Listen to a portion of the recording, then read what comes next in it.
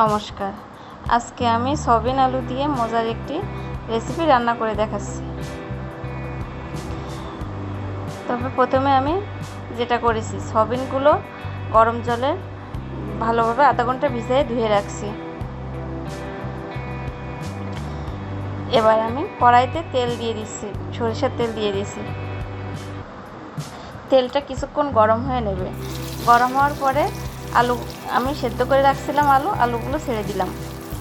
আলুগুলো একটু ভাজা ভাজা হয়ে গেলে তার ভিতরে আমি লবণ, হলুদ গুঁড়ো দিয়ে দিয়েছি।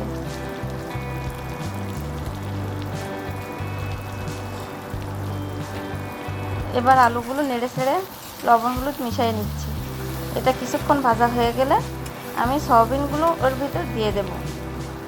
এবার সয়াবিন আলু একসঙ্গে ভালোভাবে নেড়ে ছেড়ে ভেজে নেব।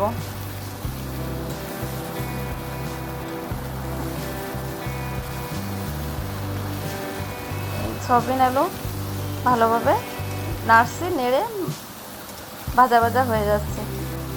এগুলো একসঙ্গে ভাজা হয়ে যাচ্ছে। এবার কিছুক্ষণ ভাজার পরে এগুলো আমি উঠায়ে নেব। আমার সয়াবিন আলু প্রায় ভাজা হয়ে আসছে। এবার আমি উঠায়ে নিচ্ছি।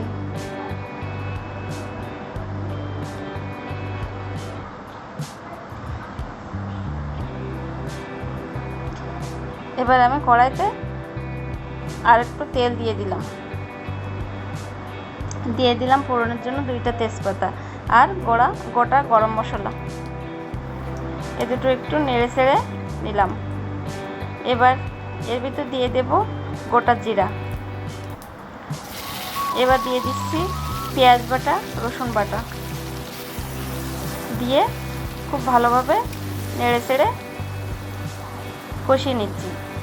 এবার আমি দিয়ে দিলাম 1 চামচ আদা বাটা। আদা বাটাটাও একসঙ্গে ভালোভাবে মিশিয়ে নিলাম।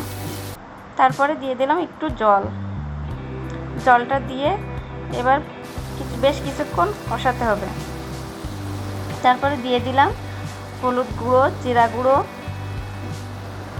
ধনিয়া গুঁড়া, লাল মরিচ গুঁড়া, পরিমাণ মতো লবণ। এবার সব মশলা একসাথে ভালোভাবে কষাতে হবে। এবার কিছুক্ষণ কষানোর পরে আমি প্রায়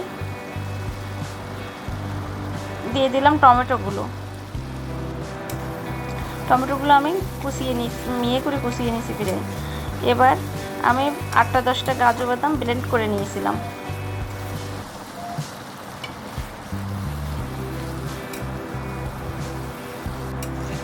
আমার মশলাটা প্রায় কষিয়ে আসছে। এবার আমি ব্লেন্ড করা কাজু বাদাম বাটা দিয়ে দেব। দিয়ে কিছুক্ষণ নেড়ে চেড়ে নেব। মশলার সাথে ভালোভাবে নেড়ে চেড়ে নিতে হবে। এবার দিয়ে দেব টক দই। আমি প্রায় হাফ কাপ টক দই দিয়ে দিছি। টক দইটাও ওর সঙ্গে ভালোভাবে নেড়ে চেড়ে দিতে হবে, কারণ টক দই তলায় লেগে যাওয়ার সম্ভাবনা থাকে। এবার আমি দিয়ে দিচ্ছি সয়াবিন আলুগুলো মশলার ভিতরে। এবার সয়াবিন আলু আর মশলা একসাথে খুব ভালো করে কষাতে হবে। এই যে আমি সয়াবিন আলু খুব সুন্দর করে কষিয়ে নিচ্ছি।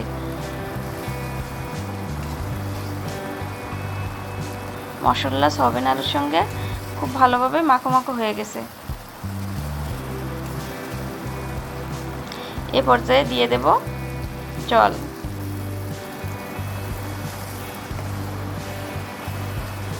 আমি পরিমাণ মতো জল দিয়ে দিলাম।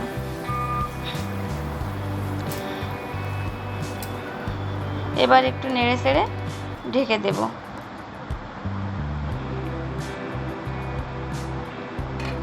ঢেকে দিলাম। এবার আমার রান্নাটা প্রায় 10 মিনিট হবে। 10 মিনিট পর ঢাকনাটা উঠিয়ে নিলাম। নিয়ে আবার একটু নেড়ে চেড়ে দেব।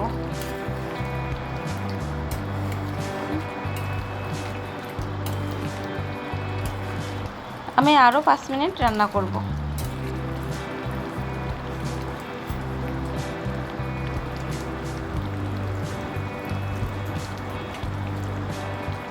আমার রান্নাটা প্রায় শেষ হয়ে আসছে। এবার শেষে নামানোর কিছুক্ষণ আগে একটু দিয়ে দিলাম 1 চামচ গরম মশলা গুঁড়ো। এবার আরেকটু নেড়ে চেড়ে নিলাম। গরম মশলাটা ভালোভাবে মিশিয়ে নিচ্ছি।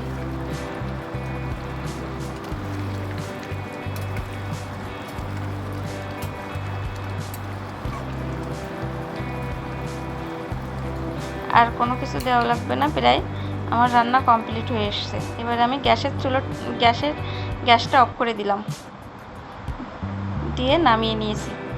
এই যে নামিয়ে আমি পরিবেশন করছি, দেখেন কি সুন্দর হয়েছে।